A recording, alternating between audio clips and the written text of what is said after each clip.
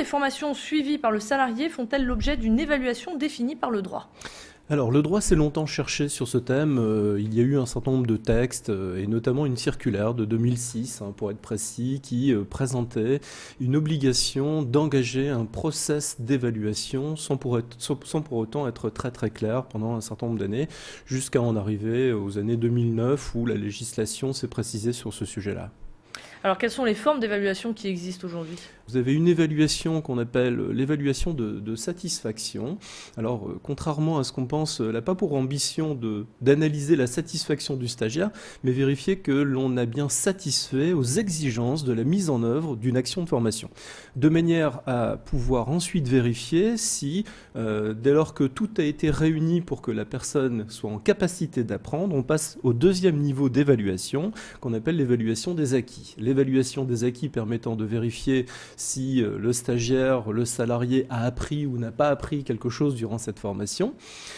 Troisième niveau d'évaluation, une fois qu'on a fait ce constat de ce qu'il a appris, c'est l'évaluation de transfert en situation de travail. Donc on va sur le lieu de travail et on essaye de mettre en application ce que l'on a appris. Et enfin, la dernière évaluation, c'est l'évaluation de retour sur investissement. En d'autres termes, c'est de vérifier si, après tout ce process de formation, si la formation a servi concrètement à quelque chose sur le terrain. Si je n'ai rien appris durant la formation, puis-je être tenu responsable? Quelles peuvent être les conséquences pour moi? Si sur le premier niveau d'évaluation de satisfaction, on se rend compte que la formation a été mal construite, eh bien sûr, on ne pourra pas en tenir rigueur aux salariés.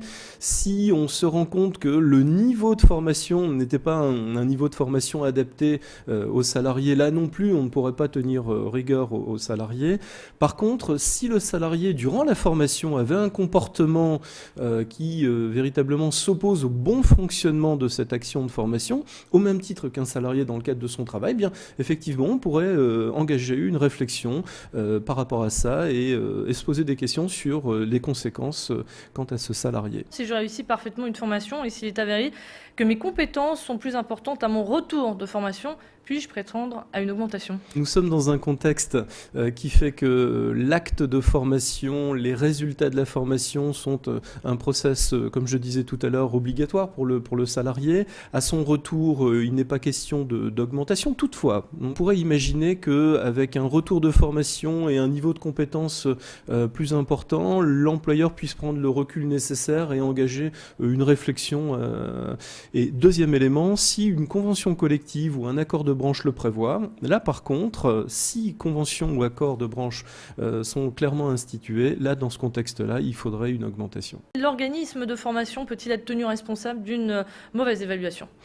Alors, la mise en œuvre d'une action de formation, c'est le résultat de bon nombre d'acteurs. Vous avez le salarié, on vient d'en parler, on a le process de décision d'achat de formation de l'employeur, voilà, les choses sont dites. L'organisme de formation a lui aussi ses responsabilités. Toutefois, il n'est pas tenu à un résultat d'acquis de connaissances. Il est tenu à une organisation, une bonne organisation de la formation. Sur la bonne organisation, il pourrait être tenu responsable. Par contre, il ne peut pas être tenu responsable du fait qu'un stagiaire n'ait pas appris. Bien entendu, c'est quelque chose de pur bon sens. En tant que salarié, est-ce qu'on est obligé d'accepter ces évaluations ? Eh oui, on est obligé. Oui, c'est un passage qui n'est pas nécessairement simple.